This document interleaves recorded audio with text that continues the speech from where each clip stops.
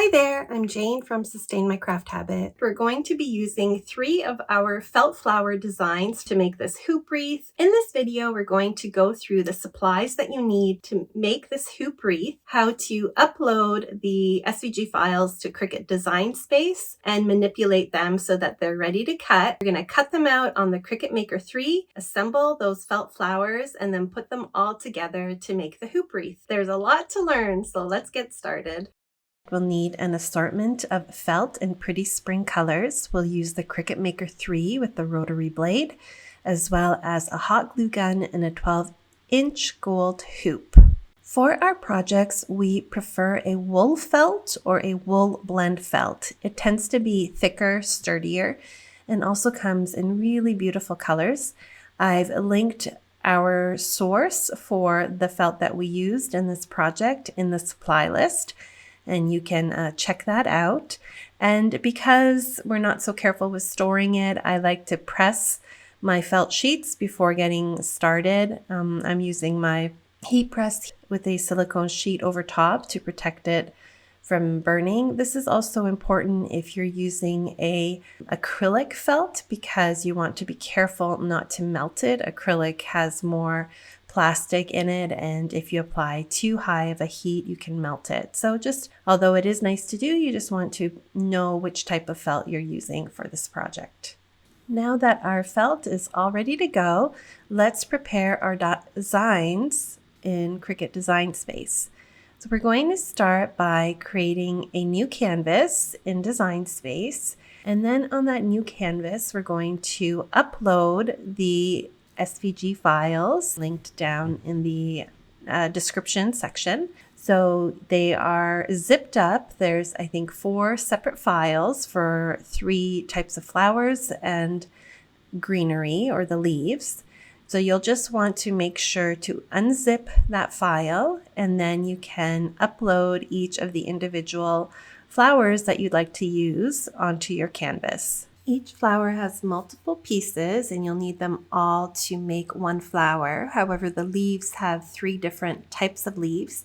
And if you want to just use 1 or 2 of the designs, you can ungroup them and then delete the one that you don't want to use. Okay, because we're going to be making multiple flowers in different colors, I like to create little color swatches. So I started by adding circle shapes for all the colors that I plan to use. And then for each of the circles, I went to the color picker and created colors that matched the colors of my felt, if that makes any sense. So I had this like deep pinkish color of felt. I have a lighter color of felt.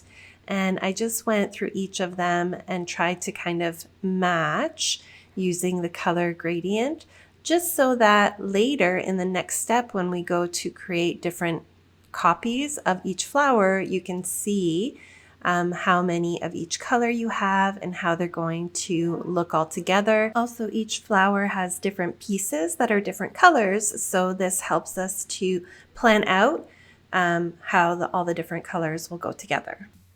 For the next step, we're going to make copies of each of the flowers. For this particular wreath design, I made 3 of each flower, and then to copy, you simply select the grouping that you need for all the pieces to make one flower, and you can either do copy, so Control C, and then paste, Control V, or go to Edit, drop down and duplicate.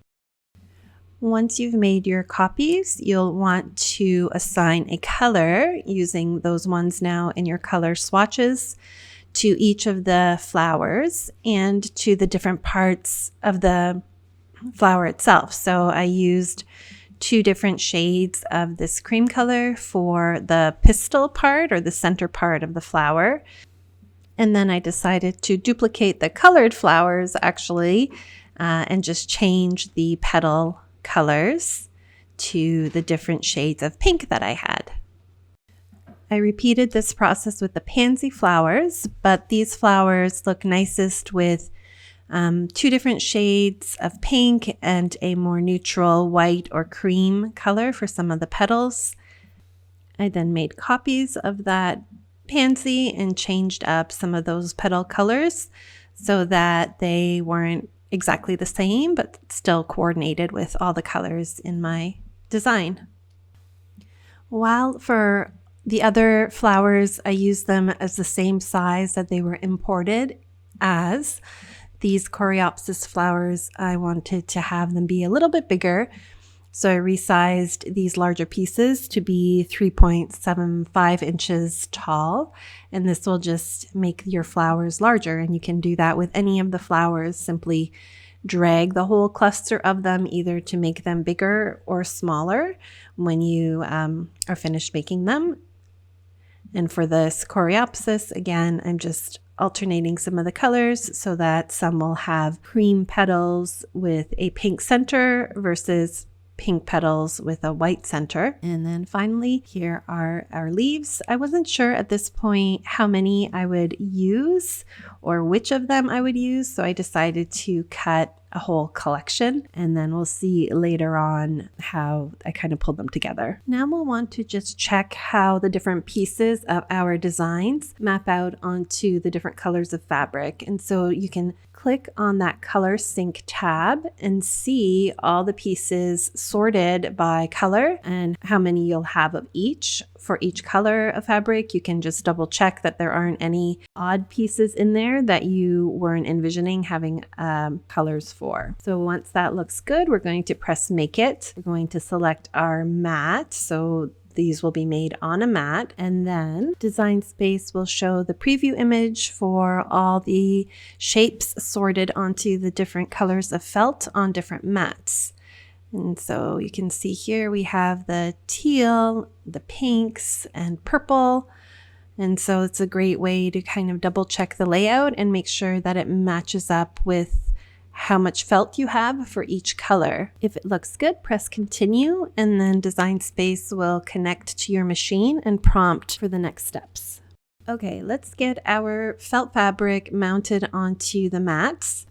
I like to use this little trick or hack to help preserve our mats, which can get destroyed pretty quickly when cutting felt fabric just because of all the fibers that get stuck onto the adhesive. So I like to cut a piece of transfer tape to 12 by 12 inches and then stick that onto my standard grip mat. So I'm taking off the protective sheet from the mat and then putting the transfer sheet face down, so the non-sticky side down onto the mat. You'll want to smooth that down. I'm using my brayer, but you can also press it carefully with your hand. And then once you're happy with how it is laid down there, you'll just remove that backer from the transfer tape. And now you'll see that the sticky side of the transfer tape is facing up, and this is the side that you're going to mount your felt onto.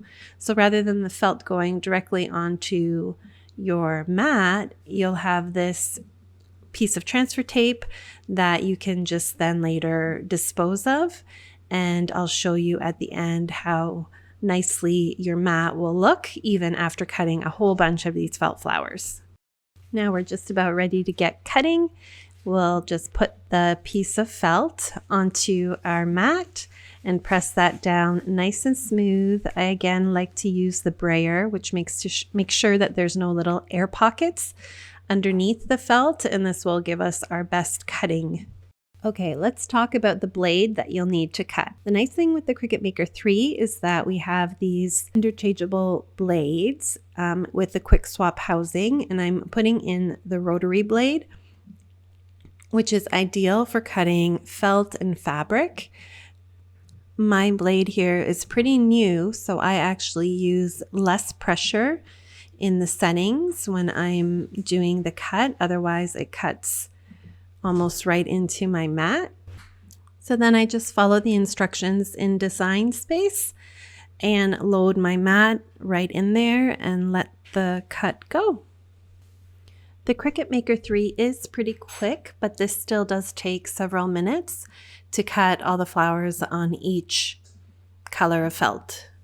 However, this is way faster and more precise than what I could achieve even with my sharpest pair of scissors by hand. Now we'll just remove those pieces from the mat You can either take off the big felt piece at once or use a weeding tool to help pull out each of the individual pieces, and look how perfectly those cut. Now you'll want to make sure to retain your transfer sheet on the mat, because we're going to actually use the same piece of transfer tape for the entire project. So mine lasted all the way through. Now we're going to repeat this process with the next color of felt. For this piece, I didn't have a whole sheet of it because I've used some of it before, but I just made sure that on the mat in Design Space that the flowers were arranged so that they would cut on this part of the mat. Following these steps and tips of using a nice sticky mat or a piece of transfer tape underneath, making sure to bray or press down your felt fabric onto that mat completely, and using a rotary blade will ensure that you'll get great results every time with your felt crafting projects. Now these felt flowers are just some of the ones that we have available in our shop, the patterns, and we hope that you do check them out. But felt flowers can be used in so many different ways in your crafting. We've seen people use our felt flowers for embellishing purses, totes, and other clothing, making adorable headbands for little ones, for babies, or even for grown-ups, using them to make decor such as hanging mobiles, and all sorts of fun things. What would you use these felt flowers for? Since I only had the one mat, I alternated between cutting and peeling the pieces off of it, but it worked just fine, and this is just a fun video to see how they all come off one after another. Okay, so after cutting all those pieces on my transfer tape on the mat, you can see the rough shape that it was in, and now I just go around and peel off and discard all that transfer tape. This did take a bit of time, I must admit, because although you can't really see it this way, but once you start trying to scrape away at it, it's a bunch of little bitty tiny pieces. But I just used my spatula and slowly went around and scraped all those off. And then at the end, you'll see that you have a mat that looks just as good as new. Okay, now it's time to assemble our flowers. We have this printable instruction sheet available as a freebie if you choose to join our email list, and just head over to sustainmycrafthabit.com/SVG club. So if we follow along with that printout or just this video, let's first make this daisy, and you're basically going to glue together the 3 layers, just making sure to offset them a bit so that the petals aren't completely overlapping each other, but that it looks like this 3D effect. Next, we're going to roll the center part of the flowers, so it's these long fringed sections, and just carefully use a little bit of hot glue and glue along as you're rolling it to create the center or pistil part of the flower. If you have a little flower rolling tool, which is a tool that has a slit inside that you can use to help with that rolling, feel free to use that here. But you're going to now continue this with the second piece. One piece is a little bit bigger than the other, and the smaller one can fit either inside or outside, depending on how you would like your flower to look. I have mine with the smaller piece on the outside. Once both pieces are glued together, you'll simply glue that right onto the center of the flower. Now, while this looks cute as it is, we're going to give the petals a bit of a lift by gluing them inwards. So you can see here I'm placing a bit of glue at the base of each petal and then pushing that up so that it sticks to the center pistil part of the flower. We're just going to continue that all the way around those first layer of petals, and then repeat that with the second layer of petals, gluing them now to that first layer, if that makes any sense. And we're just focusing the glue onto the base of the flower, and this will just help to make those petals sort of stick upwards a little bit but still fall backwards. So it just gives it a little bit more of a 3D shape. And there we go, our first flower is all done. Let's quickly repeat that to make one more daisy by layering those petals together, rolling the center, gluing it in place, and then gluing those petals upward. Finally, we repeated these same steps with the purple felt to create the third flower. This one has kind of a brownish center, and I just love how these three have similar colors but are not completely matching, so they coordinate nicely. And then you could just use a pick or something else to kind of fluff up those little center parts that maybe got squished during assembly, but that's all there is to make these cute daisy flowers. So next, let's assemble the English primrose. Now in nature, these flowers are actually pretty small, but we made them nice and big for our wreath, but the shape is beautiful. So we started by rolling the little pistil piece and then gluing that to the stem part in this kind of tan color. And now we're going to set that aside and layer one of the petal pieces on top of the other, making sure that they're sort of staggered and they're not overlapping completely. Next, you'll want to rotate the flowers around, ensuring that one petal is overlapping the other evenly as shown, and then glue that center section inside.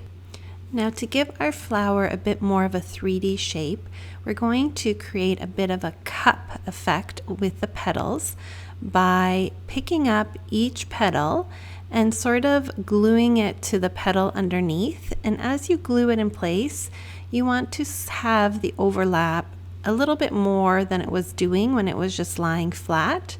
And as you kind of pull each of those petals inwards, it's going to basically create this cup kind of shape for your flower to make it, again, not so flat, but a bit more three-dimensional. Finally, glue that pistil piece into the center and your first English primrose is all done. I repeated those steps to make two more of the roses, one with greenish petals and the other with white petals.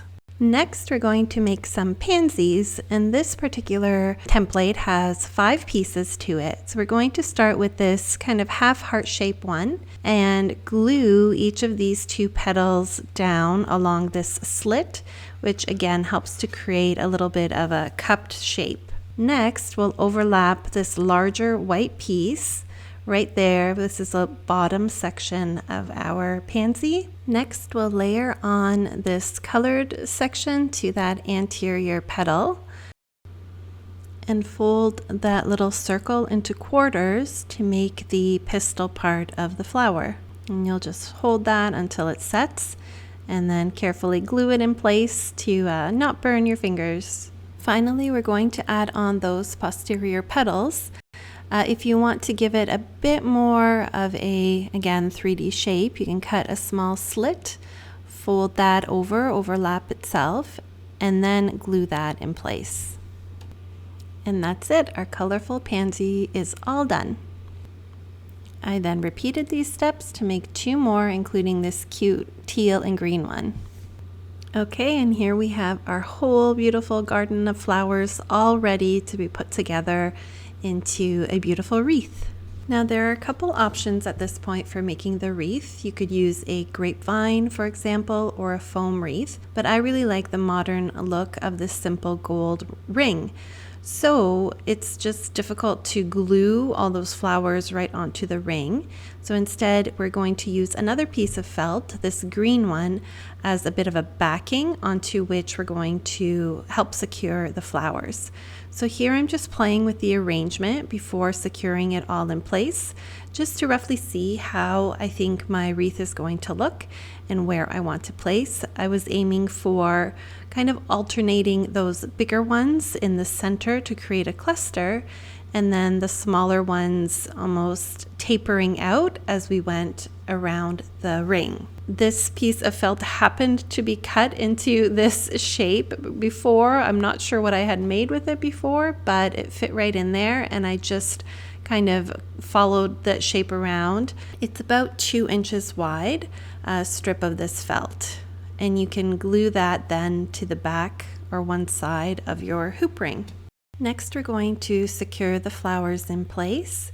Use the kind of arrangement that you had created before, and the goal here is to get a bit of glue and a bit of that flower both onto the ring and onto the felt backing, because this will now have double support then for holding those pieces in place. If you just glued it to the felt, it would flop over and not really work as well. So the goal here is to get a little bit of your flower onto both the ring and the felt. And here I'm just rearranging them before gluing them in place to make sure that I like the arrangement. With the arrangement, I focused on having the largest flowers towards the center and alternating the colors so that two flowers, like the two purple flowers, for example, weren't right side by side. And then the pansies, because they were the smallest, I had them sort of at the ends to create that almost moon shape effect. But at the end of the day, I think the flowers are so beautiful that you would have a hard time making it not look good. At this point, I looked at my wreath and I was thinking, I'm missing something, which was the leaves. So the leaves I hadn't somehow cut out, and I had in mind that after arranging these flowers, I was going to cut it and add them in here to add a bit more fullness. So I cut out of this moss colored felt 2 of the 3 leaf shapes, both with a bit of a serrated edge. And then they have this slit that you just slightly overlap to create a bit more of that 3-dimensional shape. So then to finish off the wreath, I just tucked in all these leaves wherever I thought that there was a bit of a gap. Towards the ends, I did a cluster of 3, one of the longer leaves with a couple of the shorter leaves. And then you just continued that around. I had the bottom leaves point downwards, whereas the top leaves pointed more upwards to give it a bit of directionality. I was so happy with how this wreath was coming together with all the pretty soft shades for spring, but really this wreath is something that could be up all year round. Since it is a hoop, you could hang it just as is on an inconspicuous little nail or invisible hanger. Or you could also string up some ribbon, such as this gold one, and then hang the wreath from there. We hope you've enjoyed this trendy hoop wreath with felt flowers project. Over at sustainmycrafthabit.com and on our YouTube channel, we have hundreds more Cricut projects and felt flower crafts for you to explore. We particularly love to upcycle and create nature-inspired projects and often incorporate materials such as driftwood, pine cones, and stones in our crafting. If this is also of interest to you and you love to craft in this way, we'd love to have you as part of our email community at Sustain My Craft Habit. Simply head over to sustainmycrafthabit.com/SVG Club, all as one word. And there you can sign up to get our weekly newsletters filled with creative inspiration, special offers, and more, as well as access to our craft room, which is our resource library filled with hundreds of templates, SVG files, and project ideas. Thanks again for joining us today. Happy crafting, friends.